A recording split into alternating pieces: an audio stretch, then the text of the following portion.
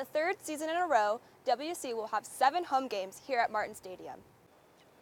WSU just put up 10 more emergency blue towers, so if students ever feel distressed, they can press the red button and police will be on their way. Many people don't realize that there are bee colonies stationed all around WSU's campus.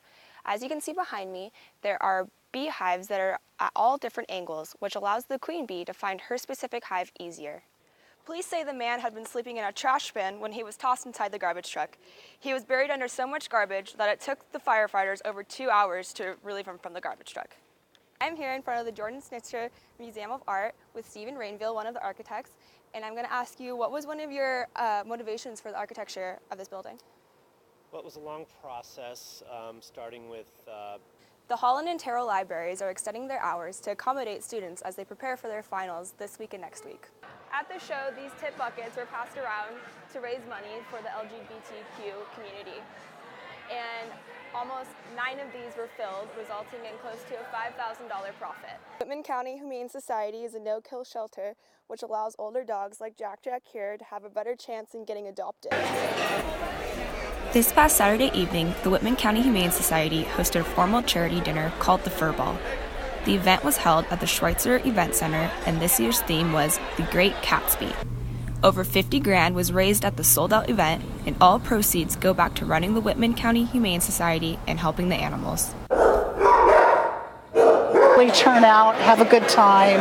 We raise a lot of money, about a quarter of our operating budget, and we get to show off some of the adoptable animals that we have as well.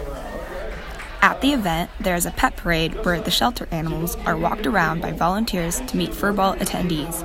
This is in pursuit of expediting the animal adoptions. As a board member, I am also a veterinarian at WSU. I'm a behaviorist, and we have a shelter training program with our CVM students where we actually work with behavior disorders with these animals at the shelter and make them more adoptable.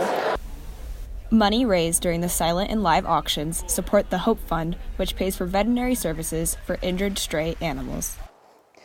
Whitman County Humane Society is a no-kill shelter which allows older dogs like Jack here to have a better chance in getting adopted. So far this year, there have been 59 animal adoptions from the Whitman County Humane Society. MFoster, Murrow News 8.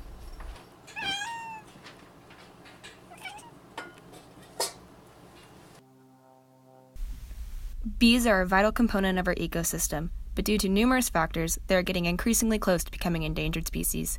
WCB researchers are ready to combat the endangerment of the bees by doing something no one has done before. Of a larger effort to increase the genetic diversity of the honeybee population in the U.S. We are importing honeybee semen from their native range in Europe and Western Asia. Some of the semen is shipped frozen, but some is shipped ready to inseminate honeybee queens, who would then make daughters that would be shipped to queen producers around the U.S. What it is a tool that can be used to improve the health and survivability of honeybee populations here in the U.S. With this method, different bee breeding programs can select a specific trait in their bees, such as varroa resistance, greater honey production, and winter survival. Many people don't realize that there are bee colonies stationed all around WSU's campus.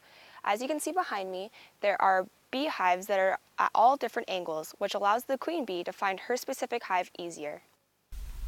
The ultimate goal for the WSU bee researchers is to create a larger genetic base for queen breeders and ultimately lead to a greater population of honeybees.